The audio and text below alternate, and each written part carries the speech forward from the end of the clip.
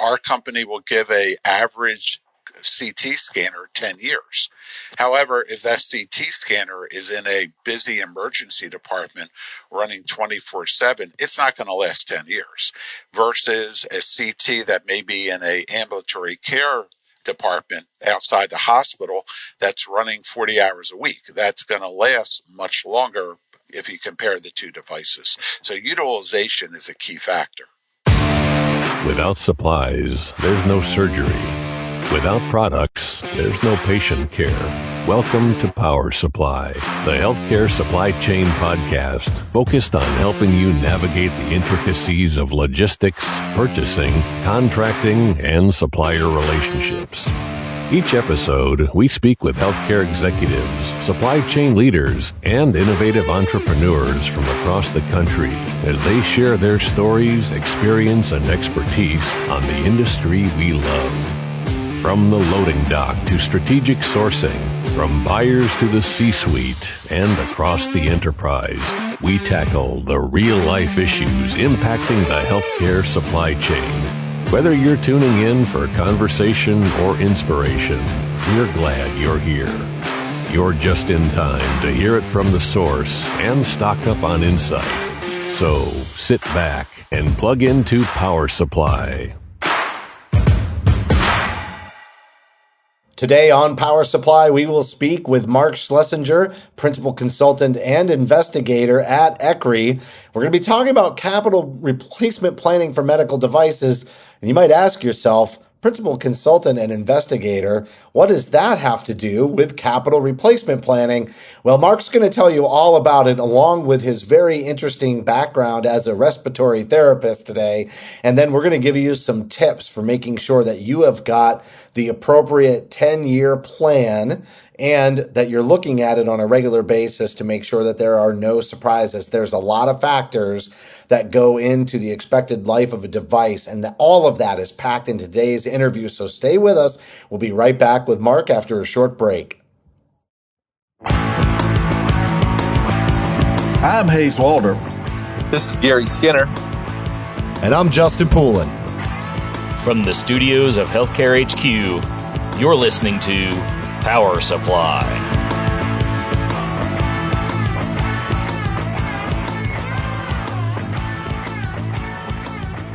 Joining me now is Mark Schlesinger, Principal Consultant and Investigator with ECRI, and we're going to be talking about capital replacement planning for medical devices today. And I think this conversation is going to go maybe a little bit different than you might have thought when we start talking about capital planning. I love your job title, Mark, so we're going to dive into that in a second. Thanks for coming on the podcast. Thank you for having me. So, Mark, maybe just give us a little bit of your background. How do you find yourself in your current role at ECRI today? So I began in healthcare as a respiratory therapist. Way back, I got out of school in 1978. I worked in respiratory therapy until 2014 in many roles. I was a critical care respiratory therapist, mainly specializing in adult and neonatal respiratory care.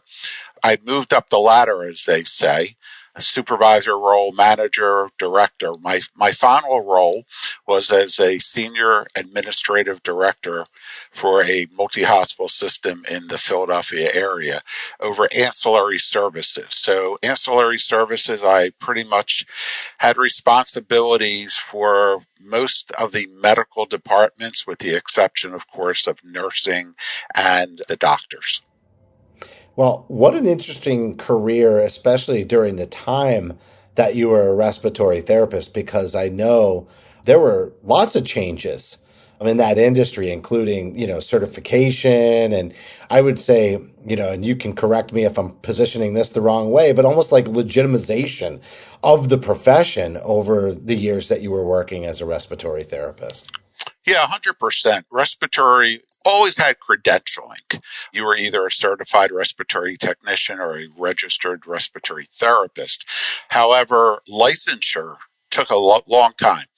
So I am from Pennsylvania, and I want to say licensure came about in the mid-'80s. And I believe every state except one state now has licensure, and respiratory is now working on a compact so you can move around between states similar to what nursing can do.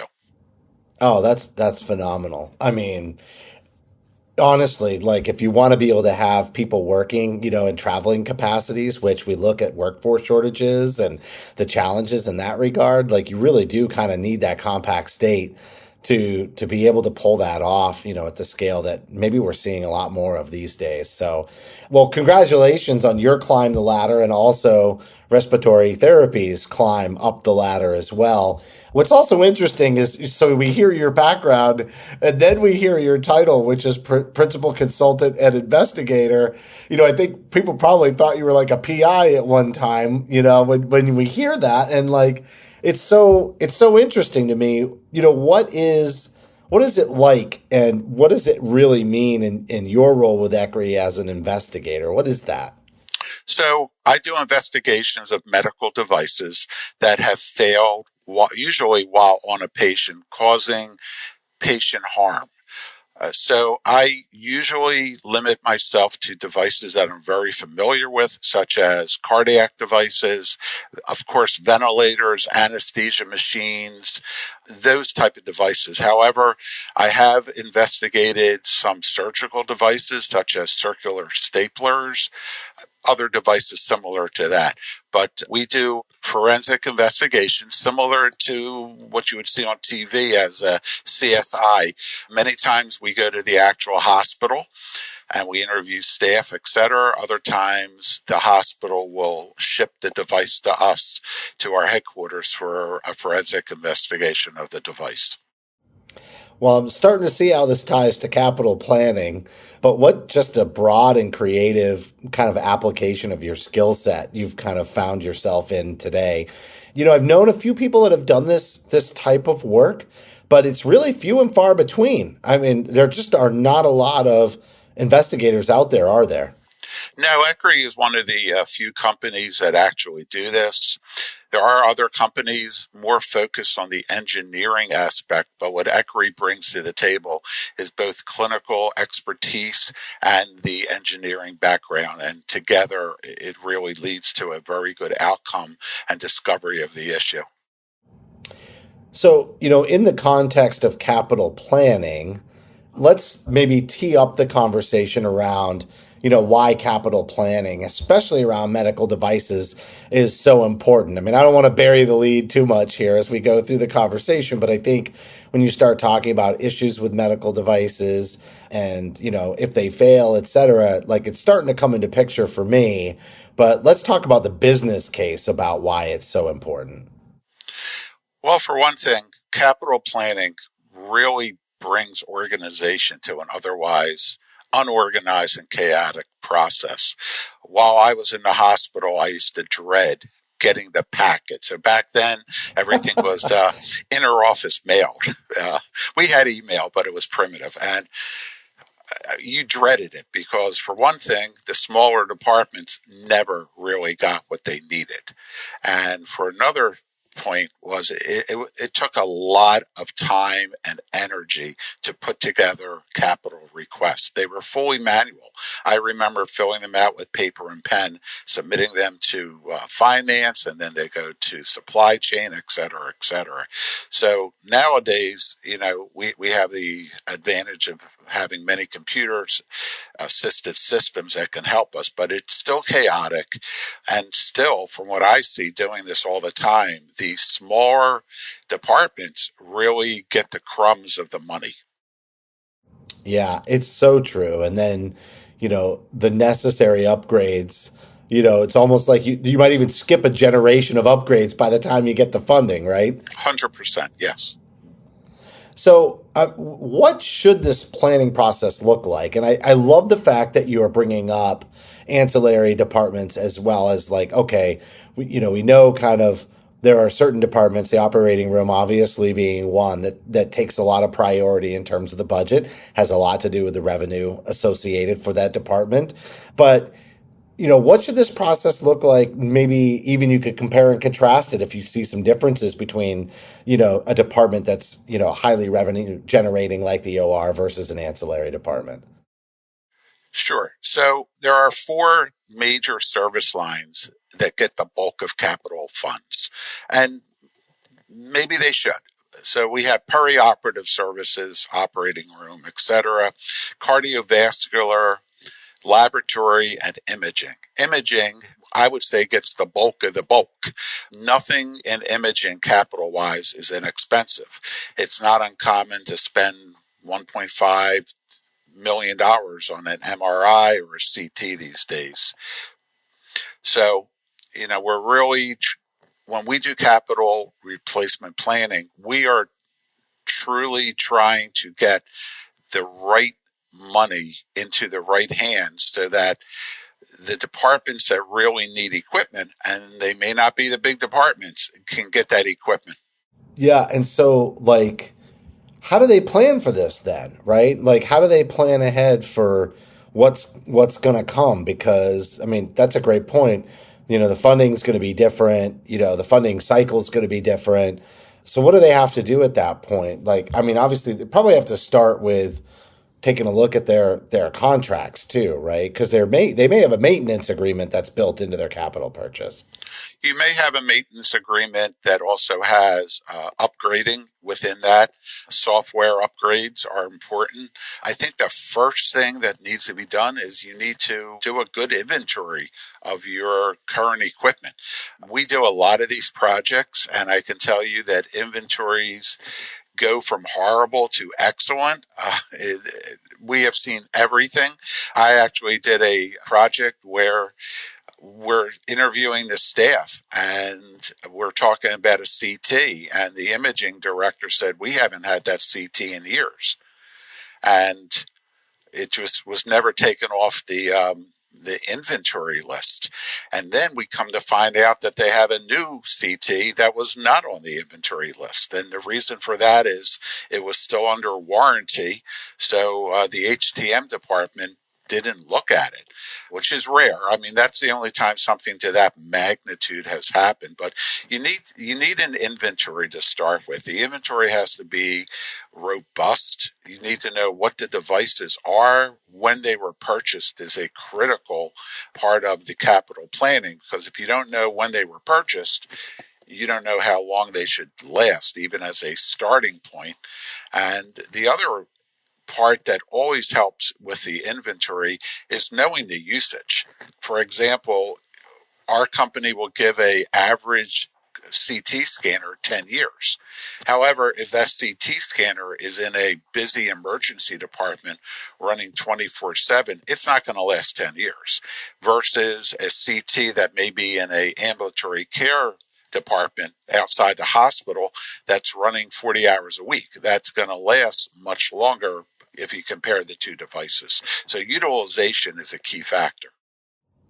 You were talking about, okay, it's really great because you got to have good data. You got to have that data sort of like configured in a consistent way, right? And the inventory piece, man, that can be elusive. But it is gonna. I love the usage point, but also like you just got to know the starting point. Like it's great to know the average life, but if you don't know when that life starts, you got nothing. And so that I'm imagining that can be difficult. But like, I guess it introduces like these like the factors that are going to go into how do you even predict the useful life of a device, right? So what are some of those? Well, we always look at, we start with the age of the equipment. However, it is not limited to the age of the equipment. If hospitals do not engage a third party, very often they solely look at the age of the equipment. And as I pointed out, utilization is a huge factor. So we start with the age of the equipment. ECRI has a database going back 45 years with literally millions of data points in that database. And that's how we determine what we call the useful life. And that is the average useful life. As I mentioned, we give a CT scanner about 10 years. However, we give ultrasound 6 years. One of the reasons we accelerate an ultrasound device is the technology changes. The device may be perfectly capable of producing the study. However, the quality of the study is going to be severely reduced. Yeah, that's super interesting. I'm just going to call out something that happens all the time, right? All of a sudden, a manufacturer says, "Hey, we've got a new one. We upgrade, and we don't support the old one anymore," right? And then that scenario comes up. Do you factor that into the useful life at all, or like how do you view that scenario? Because I feel like sometimes customers almost get the sense that they're forced to upgrade. I'm not sure that's always the case, but sometimes they're presented with that, and I'm not sure they always know what to do with it. We always look at the manufacturer's information. Is the device being supported? We use the AMI definition of end of life, which means end of support, end of manufacturer, et cetera, et cetera. However, that is definitely one factor. I always give the example. I'll use a vehicle. Just because Ford decides not to make the Ford Fusion anymore, that doesn't mean it cannot be repaired. Replacement parts are available, third-party replacement shops, etc. And that's the same exact thing with medical devices. There are many third-party providers of parts, and you have many methods of getting that repaired other than the OEM.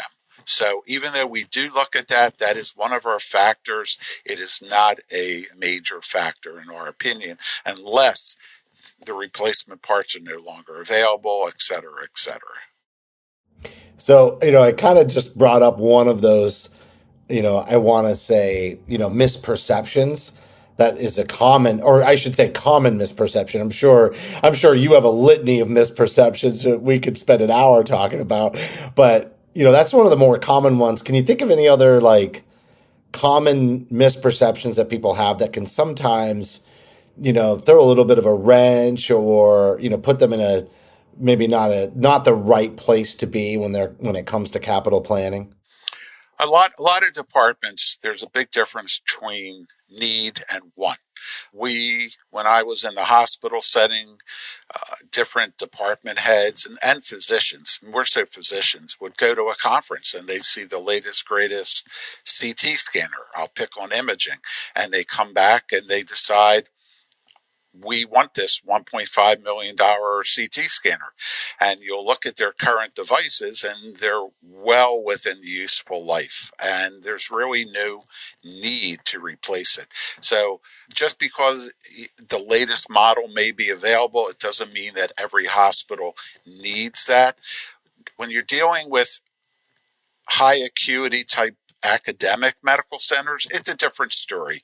Tertiary medical centers, academic medical centers, they usually will spend money on the latest because many times they require it to treat the patients. They are getting the most acute, high acuity patients, and many times they do need the latest medical devices to support those patients compared to a community hospital.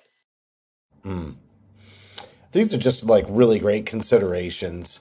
I think, I love the fact that you already talked about how just because the expected useful life is sort of like, an average or a prediction does not mean that it's the same in every scenario. Like I think you kind of teed that up, but earlier you were talking about that. But can you think of like an example of that? Like can you color that in with like, hey, here's a particular medical device that has a lot of variability in its expected useful life? Well, one would be a CT scanner, Okay. MRCT. However, one of the things we try to do when we do replacement planning is physiologic monitors. It's a fairly mature device at this point, so ICUs always get the top of the line monitors with the largest displays. However, many times we will recommend that their older monitors be relifed to a lower acuity area, such as pre-op, such as post-op areas, such as off-hospital locations that are doing same-day surgery. They still have a lot of life left, but they may not have the technology for high acuity, but that doesn't mean they still cannot be used in other areas. So let's start talking about the actual planning, right? Like we've kind of set the table here, but I think anybody who's listening to this is going to want to be successful with this planning. So we've given them a lot of things to think about, but let's give them the key ingredients in the process. Like, what is maybe the most important things to be considered and part of their plan when they're thinking about capital equipment replacement planning? So, as I mentioned, you need to start with a good inventory. We use 12 different factors that come up with a score. So we use a raw score, and then that raw score becomes a 0 to 100 factor. So our finished product will give a hospital a weighted score based on those 12 factors. However, the most important part of those 12 scores are quality and safety. We have encountered devices that are unsafe. For example, we were doing a project and we were interviewing some of the perioperative nursing, and they were going like, Biomed has looked at this device multiple times. However, we get shocked regularly from it. Well, that's a problem. Okay. That goes right to the top of the list. Another example, again, in perioperative, was the OR table itself works on hydraulics, and the hydraulic system was failing. So in the middle of surgery, the table would shift, it would lower. So things like that immediately, no matter how old they are, if they can't be fixed, if they tried to repair them multiple times, we will put that right to the top of the list. So, quality and safety of the patient is critical. We then, the other 12 factors are, again, we talked about support. Another important factor is if that device would fail, what is the impact to the organization? There's multiple types of impact. There's financial impact, there's throughput impact, and believe it or not, there's reputation impact. A lot of that depends on what the device is and how many of the devices the hospital has. For example, one example would be sterilizing equipment. Smaller hospitals may only have one sterilizer. If that sterilizer would go down even for a few days, the OR stops. Literally. Yeah, you're not generating any revenue. Right. There will be no cases performed.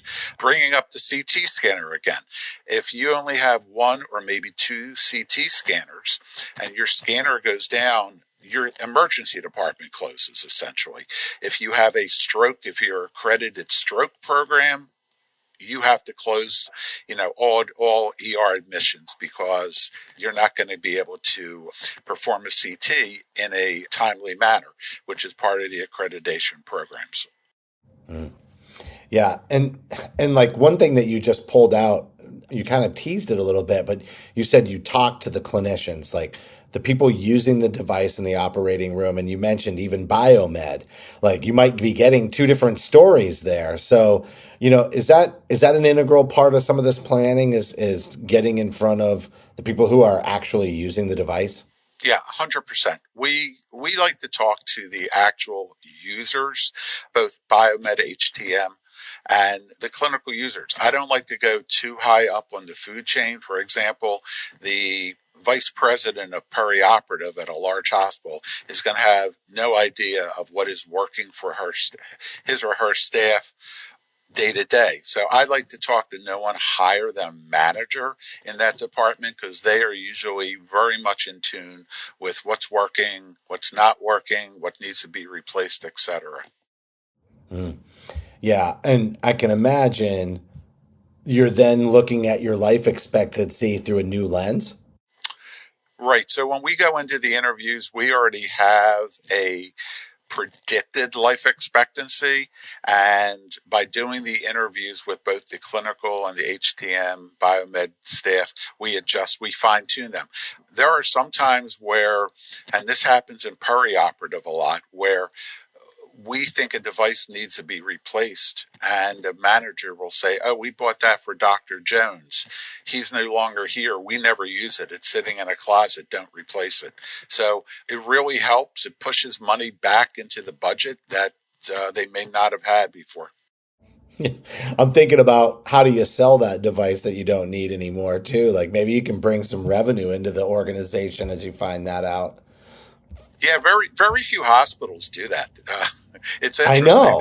It is really funny, but yeah, you would think. there'd be Every a source of income there. every OR has a closet of unused equipment from previous physicians. I So used to call it the graveyard. When yeah, I used to exactly, support sterile processing, I would find exactly. Yep, the exactly. graveyard, and it would be Yep. like, this is like, first off, especially in like a lot more of those, urban hospitals where space is at a premium, I'd be like, this is like 600 square feet. This is a gigantic, it might have even been a former procedure room that they weren't using, that they just stuffed everything in. I'm like, this is 600 square feet that's, going to waste. And then you have all this equipment. Like, and sometimes you'd hear from the hospital, they'd be like, can you just take it out of here? And it's like, well, that's not what I do, but I would imagine somebody does that. So There are companies that will come in and just purchase your used equipment in bulk, and then I don't know exactly what they do with it. It may end up on eBay. yeah. All right. So one of the things as we kind of prep up for this that you talked to me about was how important it was to look out a ways, right? You really can't have a near term myopic view of this planning. And I don't think that'll come to anyone's surprise who's listening to the podcast. But you specifically told me that it should be, a 10-year lookout. So, why is the 10-year lookout kind of the sweet spot for this? Most devices last between 8 and 12 years, I'd say, give or take, again, totally depending on utilization. Some of the exceptions to that are endoscopes. Endoscopic devices are very delicate. They get banged around a lot. They get cleaned, and they have a much shorter lifespan. The other devices that I have found that have a short lifespan are ultrasound transducers. They get dropped, they get banged on the side of the machine, etc. And then ultrasound machines themselves, I mentioned that before, because of the technology, a 5, 6 year old device most likely needs to be replaced because of the technology. And if it's a true point of care device, it's probably not even going to last that long because it's really banged around a lot. Yeah, I'm thinking flexible scopes and ultrasound. Like I can really resonate with that.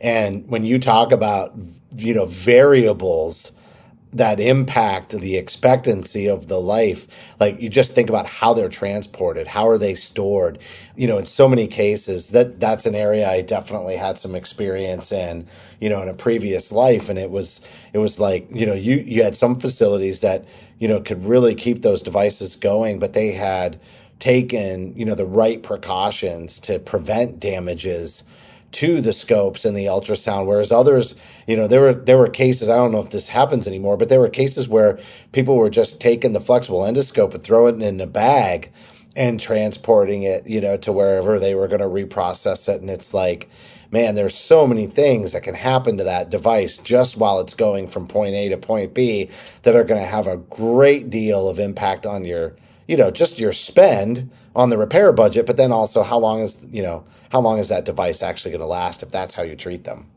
Yeah, I'm actually guilty of that. We did a lot of fiber optic bronchoscopies, and we would transport them down to processing in one of those plastic bags that they use for sterilization. So I was guilty of that myself. It was pretty common practice, but I think it was also common practice when we didn't have such tight budgets like we do today. So, over that 10-year plan, though, this is like, adjacent to what we were just talking about, but there are other things that can come up in the 10 years that can change that outlook. So it's not like, oh, hey, we set this up 10 years ago and we feel pretty good about it and now it's done. What are some of the things that can pop up, kind of midstream? Well, one of the big things that comes to mind is changes in technology. We don't know what's coming out, in 2, 3 years from now. There could be, quantum leaps in many different technologies.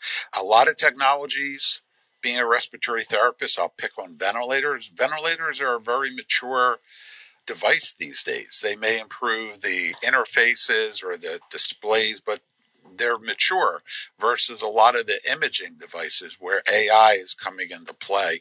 AI in imaging is huge, and that would be a real reason to accelerate a replacement for major equipment with AI. Hmm.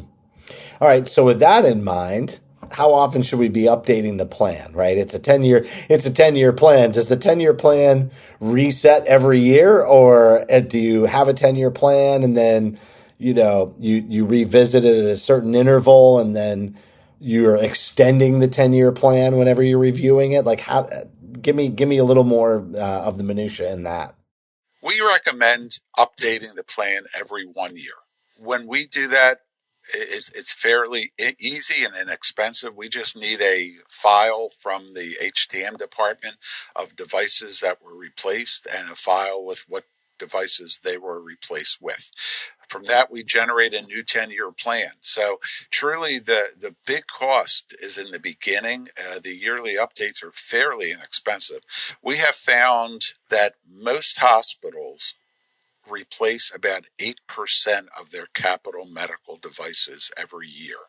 That's a lot if you think about it. It's 8 to 10% is a large chunk, which means that even a year or two out, if you have not updated your plan, it's going to be not accurate, to say the least. Yeah, you haven't kept your eye on necessarily how it's influenced by new technology. You might acquire a hospital, which totally changes the inventory, which you said is kind of like the number one piece of information that you need to build this. You could have a change in the types of your procedures that you're doing in certain areas.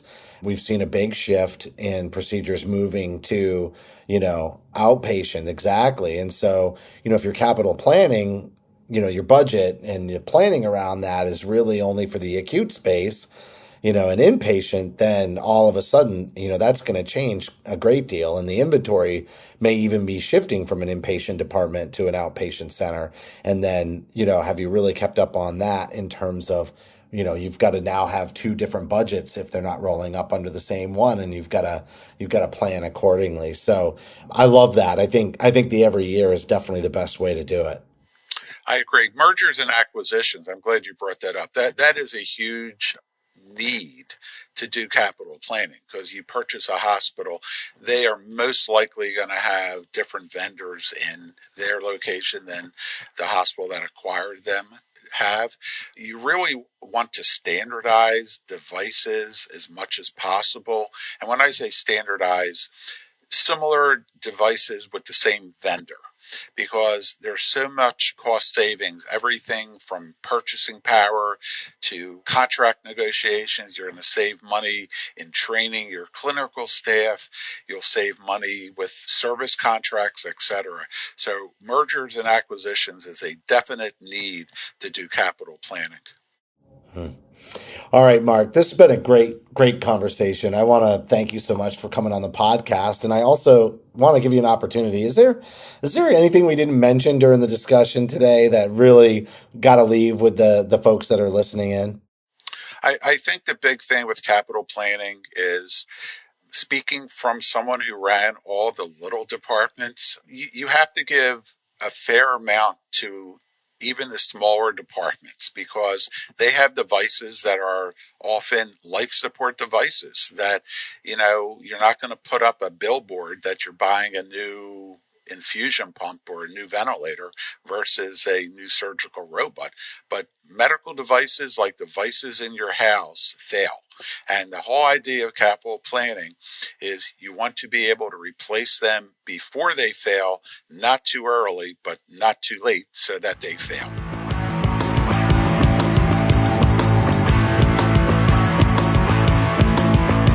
That was Mark Schlesinger, principal consultant and investigator at ECRI, talking about capital replacement planning for medical devices. I really love this interview today. I think just talking around, what's the impact on the organization if there is a device failure? In some cases, your capital planning isn't just about replacement. It's about making sure that you have the necessary backup to continue to deliver the patient care that is scheduled on a day in and day out basis. I also appreciated the way that he viewed ancillary departments versus maybe some of those main departments like the operating room that drive so much revenue and often don't come with the same challenges for capital planning because maybe they have access to those capital funds that some of the ancillary departments do not. So Mark has just such an interesting background. I appreciated his insights today. And on behalf of Hayes and Gary, who weren't able to join me today, I want to thank you all for listening to this episode of Power Supply. Thank you for listening to this week's episode of Power Supply. As a reminder, you can help support us by subscribing on your favorite podcast app or by downloading the smartphone app on your iPhone or Android. Simply search for Power Supply in the App Store or Google Play. The best thing about downloading the smartphone app is that you can access bonus content for certain episodes and view episodes in certain categories, like articles on the go and vendor spotlights. Are you following us on LinkedIn or Facebook yet? If you are and you love an episode or post, then let your social network know about it. Like, comment, or share our posts along with your thoughts and keep the conversation going. If you have any topics or guests that you would like to recommend for a future episode, just send us an email to info@powersupplymedia.net. We look forward to hearing from you.